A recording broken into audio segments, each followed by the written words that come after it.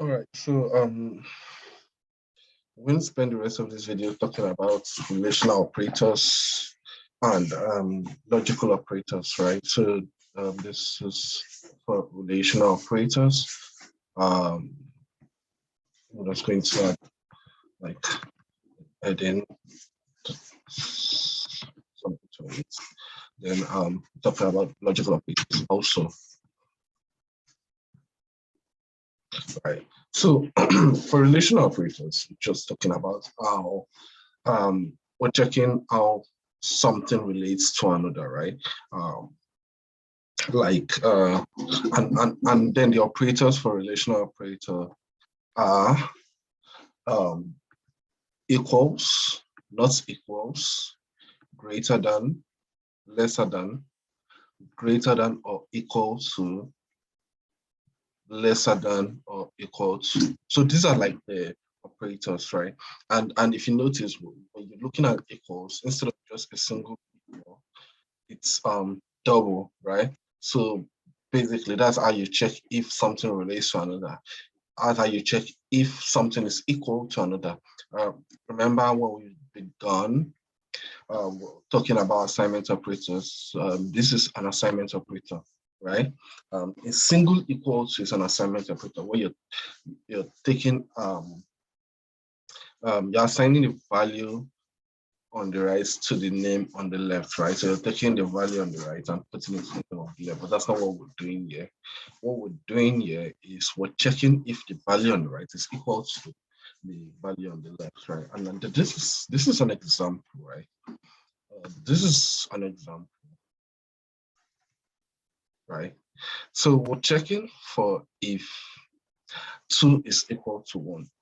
In this scenario, 2 is definitely not equal to 1. But what if we did 2 is equal to 2? Then this is going to be true. So basically, at this point in time, this is going to convert to a false statement.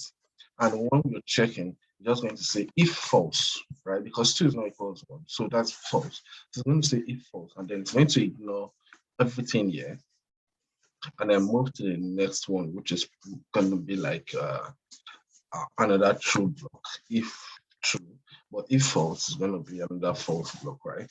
So let's just test it out. I'm going to comment this out, and let's test it out with a single if 2 is equal to 2. I'm going to put the console red line, and I'm going to say 2 is equal to, right? So this, we could put anything in there, but for now, I'm just going to put constant line. This is going to be an information step, just going to inform us that, oh, getting into that block, and this is what's written in it, right? So I'm just going to .NET run, and then it's going to try over.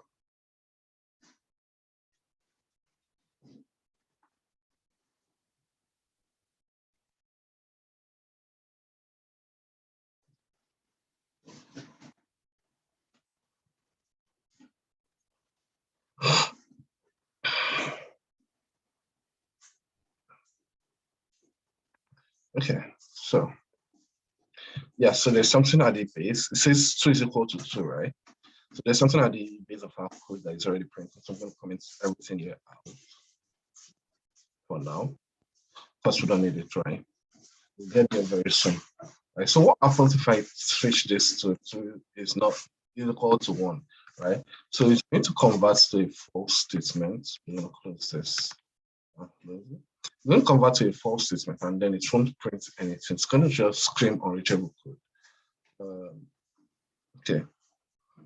So like 176, there's an error like 176, something is expected. I think it's this one. I shouldn't have commented this. Okay.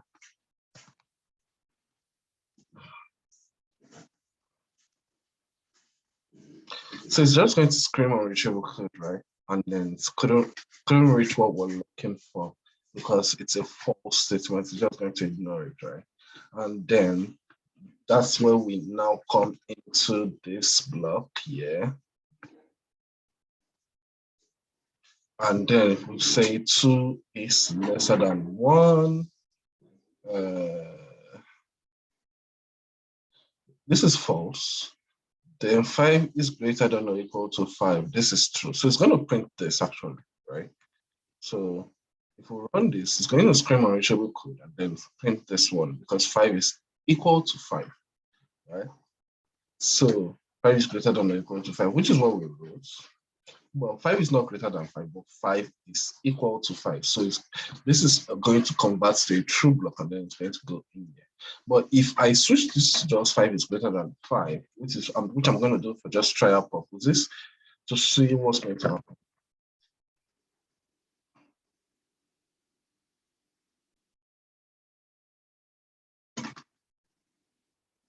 Yeah, so it's going to go to the last one, which is like the ending point, right? So after all the conditions have been filled, the else block is like the last resort. So it's going to print what we have in the last resort and say they are not equal, right?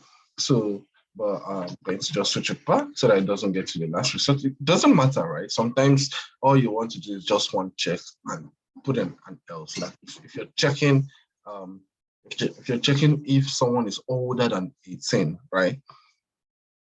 The only other option is they are lesser than 18. So you don't need to do else if they are lesser than 18. You could just say else because that's the only other option. So there are scenarios like that where you can just say else and then just prints out the other scenario for you. And that's just what relational operators are. So what of logical operators? Yeah. So logical operators are, their logic, right? So you want to check the scenarios where you want to check if two conditions are true before you make a decision, right?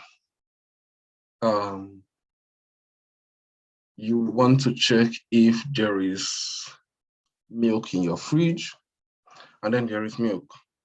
But you also want to check if there's beverage like Milo in your fridge before you decide to make tea. So that's like two conditions. So you're checking if there is milk and if there is Milo before you decide to make tea, right? So that means both conditions will have to be true for you to decide to make tea. Or you want to check if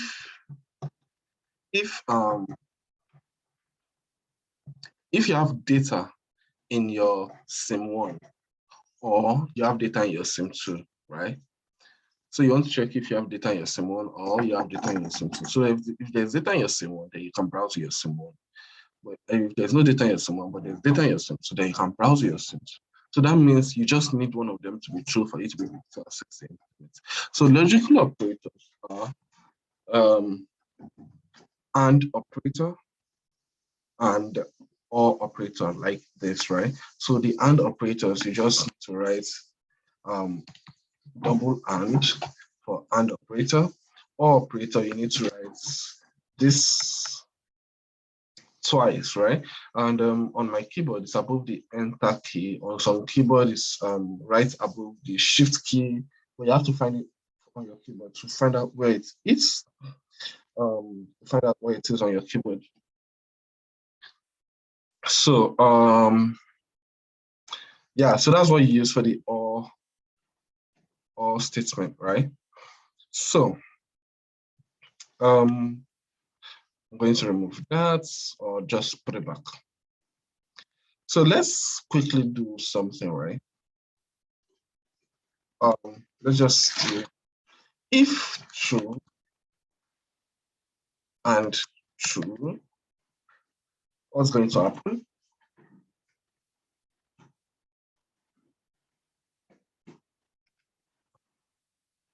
We'll have to put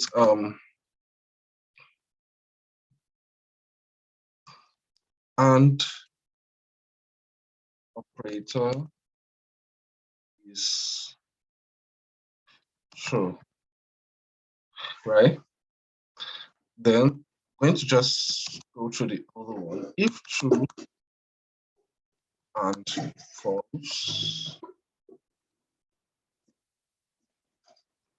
And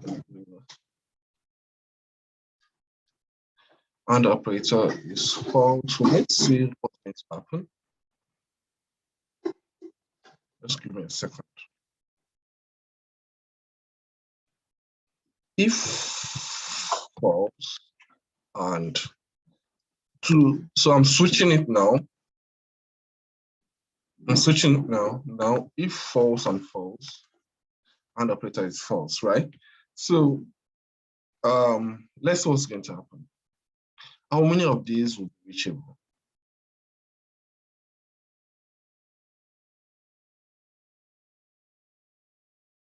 Great. So you see that and operator is true is the only thing that printed. All the false didn't print, they are reachable. And the reason for that is because, like I said, for and operator, you need both conditions to be true. You need to find out that there's milk and then there's milk before you decide to make tea. That's how and operators work. You need to decide that there's milk and there's Milo before you decide to make tea. So all of these other ones would now present as false because one of them is not available. So let's just say this is milk and this is Milo. So it's only when milk is true and Milo is true, that's when you decide to make tea. But if milk is true and Milo is false, no tea. If milk is false and Milo is true, no tea. If they are both false, no tea. And that is exactly how it works. But it's a different scenario for or statement, right? So like I said, for or statement, the scenario I gave was of data being in your SIM1 or data being in your SIM2, right? So you want your data to, you want data to be at least in one of them for you to be able to access the internet, right? So in this scenario, we would have 3 true cases and 1 false case, because the false case means there's no data in any of them, right?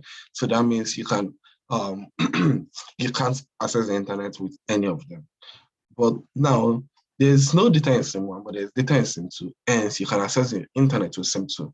There's no data in SIM2, but then there's data in SIM1, hence you can access the internet with SIM1. There's data in both of them, hence you can access the internet with anyone you choose. And that's just how all operators work, right? So let's see how many will be printed and how many will be unreachable. Great. So as you can see, 1 is unreachable, 3 is printed, and the one that is unreachable is because they are both false. And that's how all operators work. All operators just need 1, at least 1, to be true for it to run perfectly. All right. So I'm going to remove this and to this. So I did this simple app. I'm going to explain what is happening on the app. So I will say it before we test it, right? So it's a bar, right? It's an app for a bar, right? To admit or deny people who are trying to access the bar. So first off, when you come to the bar, it tells you welcome to Prime Bar. That's the console or right line. Then it asks how old are you? Then collects your age and stores it in an integer, converting your age using the int.parse method. Then it asks, are you a member of Prime Bar? And tells you yes or no, right? Then it stores your membership in the string member variable. Then it asks balance of your Prime Bar wallet. Then it gets it and stores it in the balance integer, right? Okay, so now we want to use that condition or those answers to make a decision, right? Remember when we called it decision making or conditionals, right? So we want to use those answers to make a decision. So the first decision we want to make is if the person is older than 18, come in here, right? So I'm going to collapse this first. and collapse this. So if the person is older than 18, come into this block, right? If not, come to this else part and says, please, you're not allowed to use prime bar. So I'm going to even change this up a bit. Please,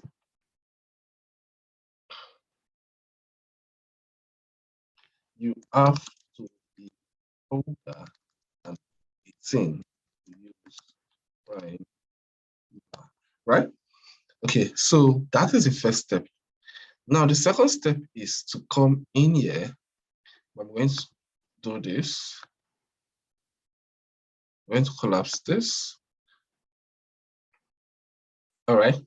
So the second step is to check if they're older than 18, it's going to check if they're a member, right? If they're a member, it's going to come in here and do whatever is in here. But if they're not a member, it's going to ask if they want an account to be created for them. Yeah. Then save their reply, which is going to be a yes or no answer. Now, if the answer is yes, it's going to come in here and create an account for them, right? But if the answer is no, it's going to come in here and say you're not allowed, right? Good. Yeah, you're not allowed. You have to create an account. Create account, right? So good. Now the next step is to come in here for the final answer and find out what happened, right? So if balance, remember we asked for their balance, right?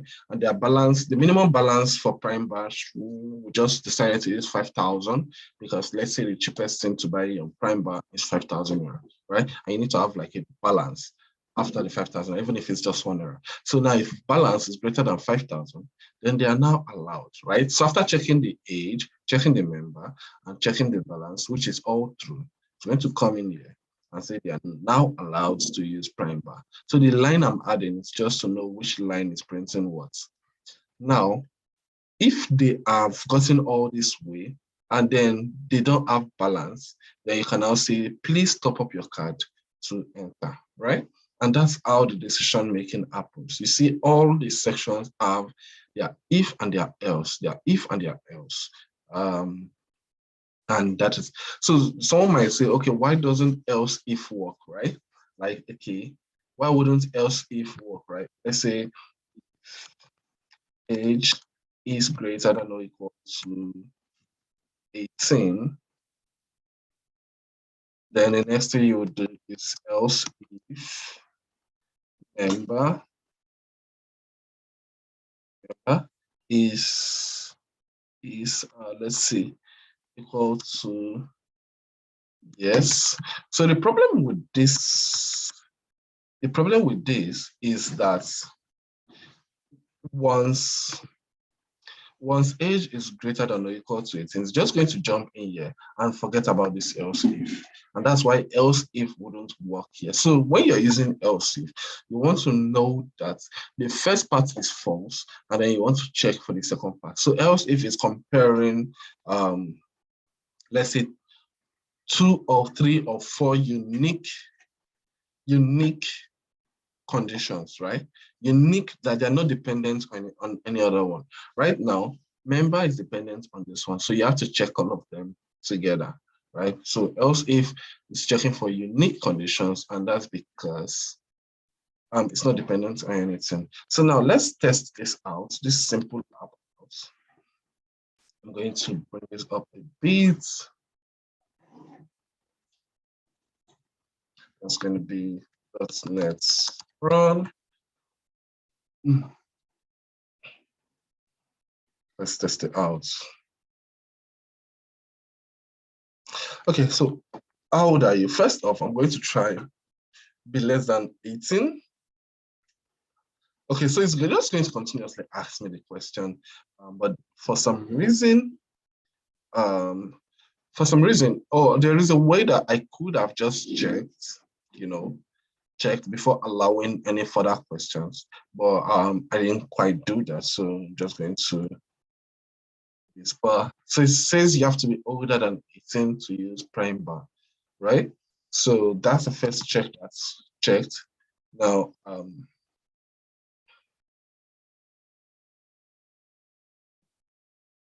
Now, how old are you? Let me say 18. Are you a member of Prime Bar? No.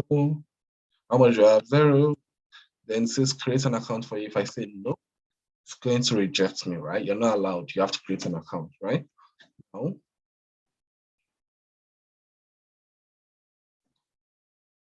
welcome to Prime Bar. How old are you? Okay, so at this point, I would like to even refactor the code. Refactoring a code is trying to make the code better.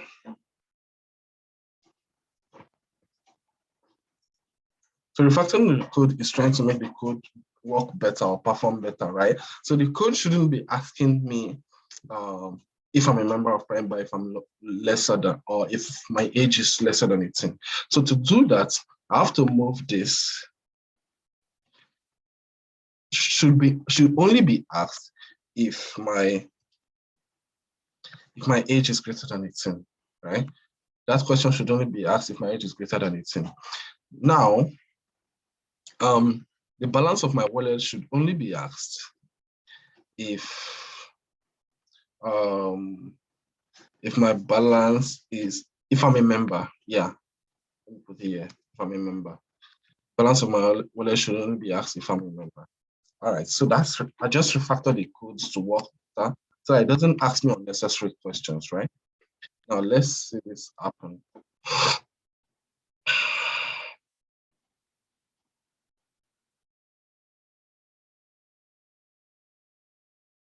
Now, so 16, you have to be older than 18 to use Prime Bar, right? So now it's not asking me the other questions because I wouldn't even be a member if I'm not 18, right? Now, let's see, not 10, 19. Are you a member? If I put in no, it's not going to ask me the next question. It's just going to ask if I want to create an account. If I say no, I already said no previously, so I'm going to say yes. And it's going to say account created, right? And then it's going to let me in. Now, finally, let's go through the whole step as a qualified member. That's going to be 23, a year member, yes, and balance of my wallets. Let's just use 5,000 naira first. It says, please top up your card. Then, so you see that there are a lot of decisions going in, happening at the same time when, as regards our answer, right? And there are a lot of responses that it can give. So 23, yes, 6,000, and then you're allowed, right? So now this person passes all the criteria and then they're allowed into the bar. But if you're not passing any of the criteria, then you can now be informed as to what the next step is or what you could do. And there goes a simple app, and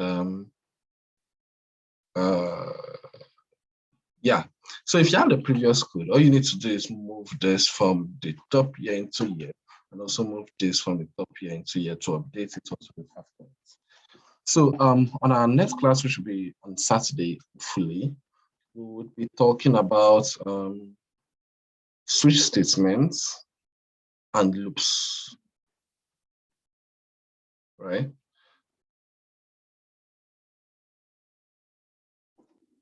We'll be talking about switch statements and